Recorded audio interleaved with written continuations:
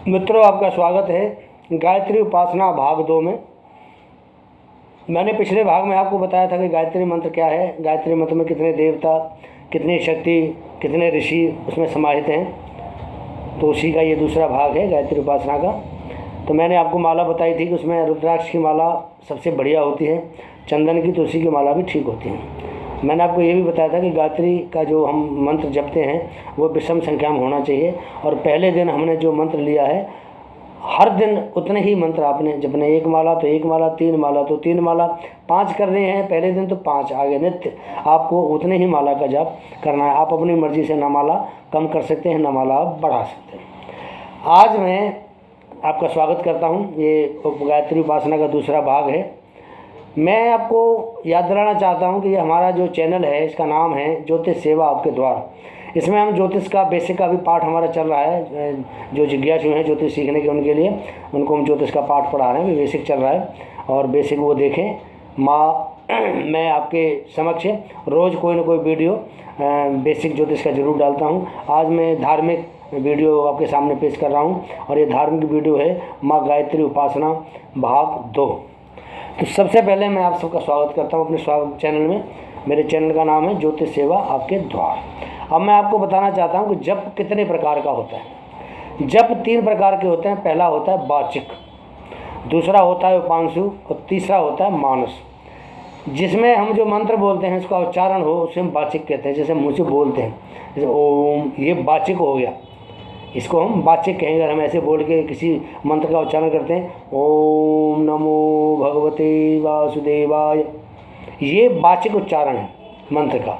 ठीक है, ये जो जप कहलाएगा इसको हम वाचिक जप कहते हैं। दूसरा जप होता है उपांशु, जिसमें हमारे होठ तो हिलते हैं लेकिन मुंह से आवाज़ नहीं निकलती है। जैसे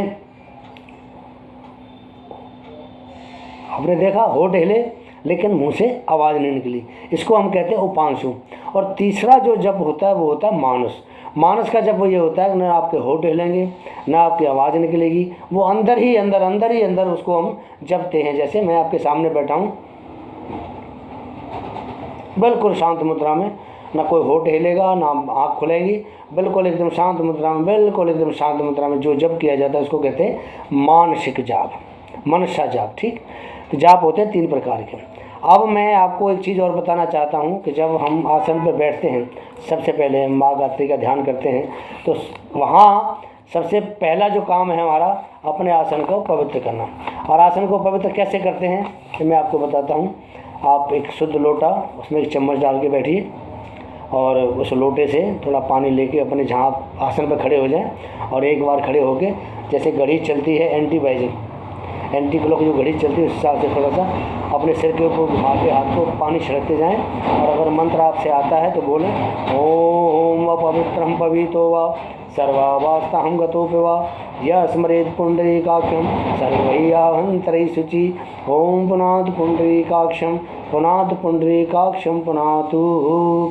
अगर आपको मंत्र आता है ठीक है, अगर नहीं मंत्र आता तो आप ऐसे भी जल छिड़क सकते हैं, आपका वो क्रिया पूरी हो जाएगी। उसके बाद अपना आसन ग्रहण करें। आसन में जब आप आसन में बैठ जाएं तो सबसे पहले हमने पृथ्वी माता को एक पूजना होता है अपने आसन को पवित्र करने के लिए। तो उसका मंत्र है ओम प्रथीद मंत्रस्य मरु पृष्ठ ऋषि सुतलम छंदौ कूर्मौ देवता आसन पवित्र करने ही विनियोग। ये तो उसका विनियोग हो गया। अब उसका जो मंत्र ये है ओम प्रथीद मंत्र ओम पृथ्वीत्या घृता ओम पृथिव्या घृतालोका देवी तुम विष्णुघृता तुम च धारय माँ देवी पवित्रम कुरुचासनम पवित्रम कुरुचासनम। ऐसा कह के आप अपने आसन के नीचे थोड़ा सा जल डाल देंगे तो आपका वो आसन पवित्र हो जाएगा। एक तो आपकी जब आपने खड़े होकर चारों तरफ जल डाला ओम अपवित्र है पवित्र हुआ बोल के, तो उससे जो आपकी दिशाएँ हैं वो सब, जो स्थान हैं वो सब बिल्कुल आपका नेगेटिविटी से दूर हो गया। दूसरा, जैसे ही आपने आसन के नीचे जल डाला आपका आसन पवित्र हो गया। अब आप आसन बैठ जाइए। पहले सबसे पहले आपने हाथ धोने का मंत्र आता है ओम हस्तो प्रक्षाल हस्तो प्रक्षाल हस्तो प्रक्षाल है।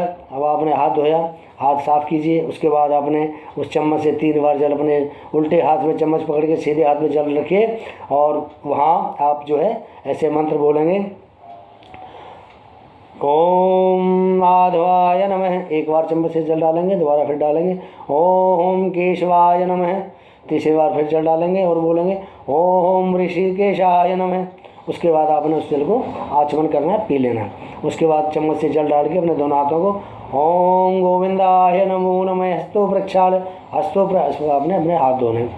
हाथ धोने के बाद आप सीधे बैठ जाइए। तो हमारी जो ये दिशाएं हैं, पूर्व पश्चिम उत्तर दक्षिण, और उसके बाद आग्नेय है, नैऋत्य है, वायव्य है, और अपना ये जो कोण है, 4 कोण मिला के ईशान कोण है, इनको मिला के और 10 दिशाएँ बनती हैं। तो सबसे पहले हमने 10 दिशाओं को शुद्ध करना है।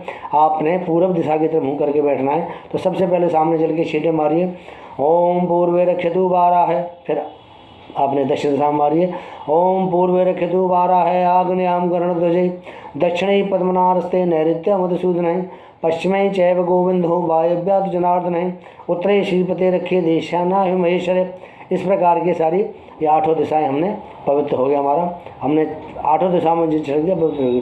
फिर उसके बाद आकाश से जल छिड़क दीजिए और पृथ्वी पर थोड़ा 2 छींटे चल के मार दीजिए।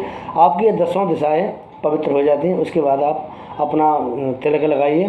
तिलक लगाने के मंत्र हैं ओम चंदनस्य महत्पूर्णम पवित्रम पापनाशनम आपदाम हरते नित्यम लक्ष्मीष्ट सर्वदा। और ये मंत्र नहीं आता है तो आप सीधा तिलक लगा सकते हैं। तिलक लगाने में कोई ऐसी दिक्कत नहीं है। आप मंत्र आता है ठीक है, नहीं आता ठीक है, अपने माथे पे तिलक लगाइए, अपने गले में तिलक लगाइए, अपने नाभि पे तिलक लगाइए। और उसके बाद में आप अपने गुरु महाराज का ध्यान करेंगे। गुरु के मंत्र आपको पता ही है, नहीं आता है तो आप खाली गुरु का स्मरण ही करना, वही बहुत है ना। गुरु के तो मंत्र बहुत हैं। ओम गुरुर्ब्रह्मा गुरुर्विष्णु गुरुर्देवो महेश्वर गुरु साक्षात् परब्रह्म तस्मै श्री गुरुवे नमः। अखंड मंडलाकारं व्याप्तं येन चराचरं तत्पदं दर्शितं येन तस्मै श्री गुरुवे नमः। ओम श्री गुरुवे नमः। गुरु चरण कमलेभ्यो नमः। ओम श्री गुरुवे नमः। आभ्यामि ध्यायामि स्थापयामि ततो नमस्कार हम करोमि। ये गुरु जी के स्थापना के लिए मंत्र हैं। उसके बाद आपने सबसे पहला हमारा जो काम होगा, ये करने के बाद में हमें माँ गायत्री का आह्वान करना होगा।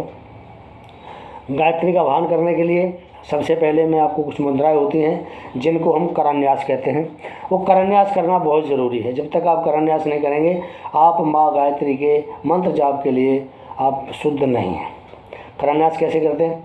ओम भूमुष्टाभ्याम नमः, ओम भूर्भुवः तर्जनीभ्याभ्याम नमः, ओम भूर्भुवः मध्यमाभ्याम नमः, ओम भूर्भुवः स्वः अनामिकाभ्याम नमः, ओम भूर्भुवः स्वः कनिष्ठिकाभ्याम नमः, ओम भूर्भुवः स्वः करतलपृष्ठाभ्याम नमः।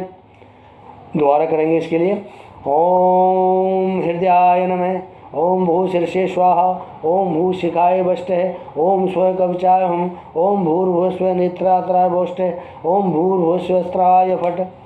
ऐसे करके अब ये हमने गायत्री मंत्र के जप के लिए अपने आप को काबिल बना लिया कि हम गायत्री का मंत्र जप सकते हैं। अब इसके बाद हमने माँ गायत्री का ध्यान करना है। कैसे करना है? ओम बालाम विद्याम दु गायत्री में लोहिताम चतुरानम, ये गायत्री का ध्यान है। आप ध्यान से सुना जरा। ओम बालाम विद्याम दु गायत्री में लोहिताम चतुराननाम रक्ताम वरदयोपेथा मक्कशूत्कराम तथाम कमंडलूधराम देवी हंसवां संस्थां ब्रह्माणी ब्रह्मदैवत्या ब्रह्मलोक निवासिनी मंत्रेण वाह्य देवी मायांति सूर्यमंडलात्। ये माँ गायत्री का ध्यान है। इसके बाद हमने इस माँ गायत्री का जो हमने जो करना है, उसको बुलाना होता है। माँ गायत्री का आह्वान करेंगे तो आह्वान करने से पहले उसका हम विनियोग करते हैं। विनियोग का मंत्र क्या है? ओम तेजो शीत धामना मासीतस्य च परमेष्टि प्रजापति ऋषि यजुषु विष्णु छंदसी आज्यम देवता गायत्रा वाहने विनियोग। ऐसे करके हमने ज़मीन पर थोड़ा जल डाल देना है। तो ये हमारा विनियोग का मंत्र है कि हमने माँ गायत्री की जो उपासना कर रहे हैं उसका विनियोग का जो मंत्र है, विनियोग करने का मंत्र है। उसके बाद हम माँ गायत्री का जो आह्वान करेंगे तो आह्वान का मंत्र दूसरा होता है। वो मंत्र सुनिए।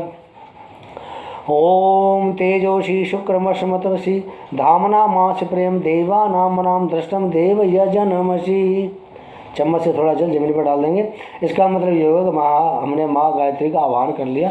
पहले हमने विनियोग किया, विनियोग के बाद आह्वान किया।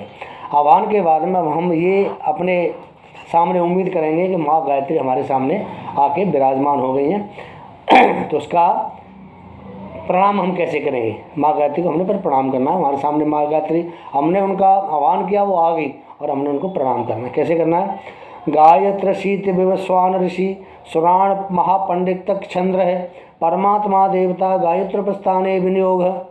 ओम गायत्र शेकपदी दुपदी त्रिपदी चतुष्पदसी नहीं पद से नमस्ते तुरियाय दर्शदाय पदाय परो रजसे शाब्दो माँ प्राप्त है। ये हमने माँ गायत्री का ध्यान किया है कि माँ गायत्री हमारे सामने आके विराजमान है, आसन में विराजमान हो गई हैं। और उसके बाद हम करते हैं जो शाप विमोचन है, क्योंकि माँ गायत्री का जो मंत्र है वो शापित है। किस किस से शापित है? एक पहला शापित है ब्रह्मा जी से, दूसरा शापित है वशिष्ठ से, तीसरा विश्वामित्र से और चौथा शुक्र से। ये 4 से ये मंत्र शापित है। तो जब तक हम शाप विमोचन मंत्र नहीं करेंगे तब तक ये मंत्र का जाप करने का हमें अधिकार नहीं है। अगर हमने कर भी लिया तो उसका हमें फल नहीं मिलेगा। इस वीडियो में इतना ही। शाप विमोचनी मंत्र के बाद का आगे का जो उपासना है मैं आपको तीसरे वीडियो में बताता हूँ। गायत्री उपासना भाग 3 के अंदर। आज इतना ही मित्रों। ये जो आपने देखा कि माँ गायत्री की उपासना कैसे की जाती है, मैं आपको बता रहा हूँ। अब मैं आपको अपने चैनल के बारे में बताता हूँ कि हमारा जो चैनल है ज्योतिष सेवा आपके द्वार, उसमें हम ज्योतिष से संबंधित बेसिक शिक्षा की आजकल जानकारी दे रहे हैं। आप सभी का स्वागत है। आप आइए और अपने विचार भी रखें, आप हमें बताएं। उसमें कुछ कमी हो, कुछ त्रुटि हो तो उसके बारे में हमें संबोधित करें, हमें बताएं। हमारा फ़ोन नंबर है, हमें फ़ोन करें और फ़ोन करने से पहले समय ज़रूर लें ताकि आपको असुविधा ना हो। मैं महेश पाठक, श्री धाम वृंदावन से। अगले वीडियो में आपको बताऊंगा कि शाप विमोचन गायत्री माता की हम कैसे करते हैं। तब तक के लिए धन्यवाद। जय जय श्री राधे, जय माँ गायत्री।